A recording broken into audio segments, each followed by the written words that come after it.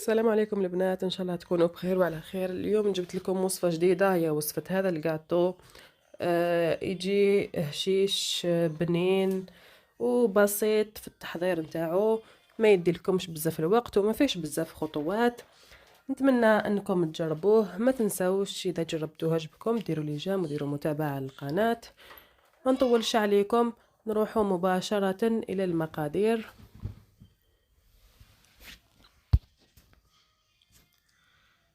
بالنسبة للمقادير عندي 125 جرام زبدة، تكون بدرجة حرارة المطبخ.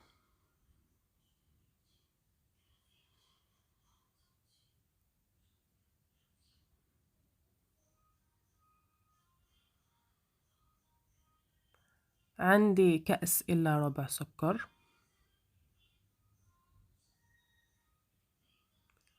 كأس إلا ربع زيت،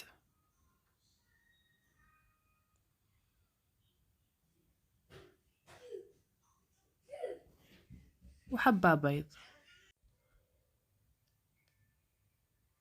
نجيب باتور نخلطهم، لازم هاد المكونات يتخلطوا لي مليح، يدخلوا مليح مع بعضهم. اللي ما عندهاش باتور تجيب فوي وتخلط مليح، يعني الزيت لازم تتخلط مليح مع الزبدة والسكر باش ما تعيناش من بعدها في الخدمة. نزيد ملعقة صغيرة لافاني،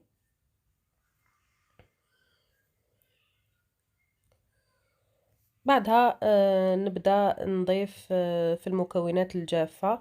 بالنسبة للمكونات الجافة عندي قرصة ملح، 3 ملاعق كبار مايزينا،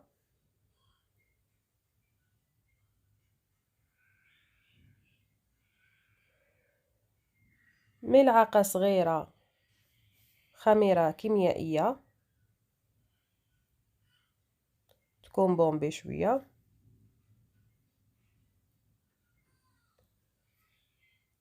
وعندي كأس نتاع لوز حمصته ورحيته. اللي حبت دير كاوكاو تحمصه وترحيه، ولا الكمية المتوفرة عندكم، ماشي لازم كأس.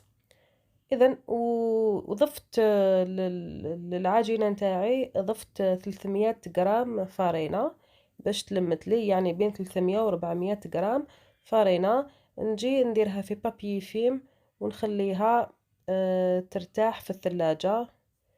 العجينة تكون حاكمة روحها ولكن طرية في نفس الوقت. خليها ترتاح في الثلاجة مدة ساعة،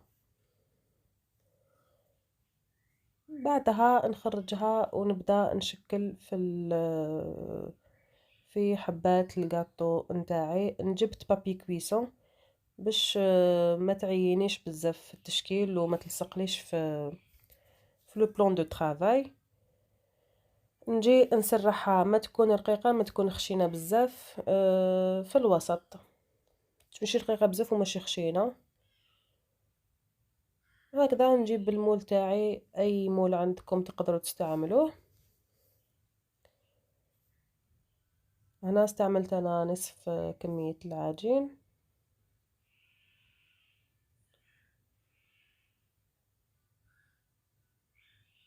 نشكلهم بهذه الطريقة.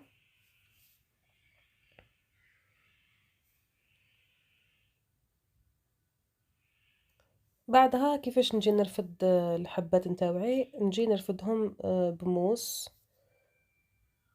بهذه الطريقة. شوفوا الحبة نتاعي تبقى شكلها هو ما تفسد ليش. نكون جبت سنيوة ودرت فيها بابي كويسون، نجي نرفدهم بالحبة ونحطهم.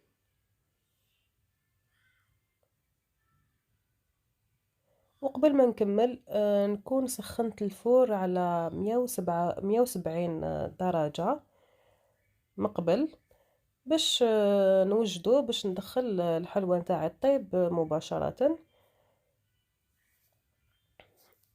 اذا هنا بعد ما كملت شكلت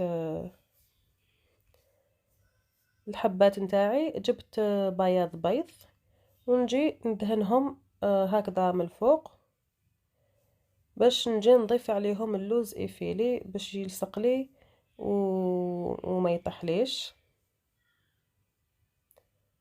شغل نستعمل بياض البيض كغراء.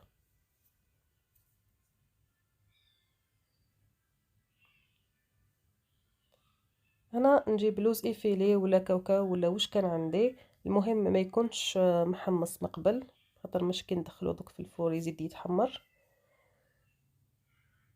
هكا نجي ندير من الفوق، ولا نجيب الحبة نتاعي هكا نرفدها وندردر عليها في الطبسي.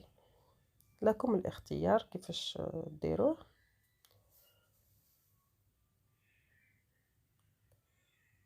نكمل نزين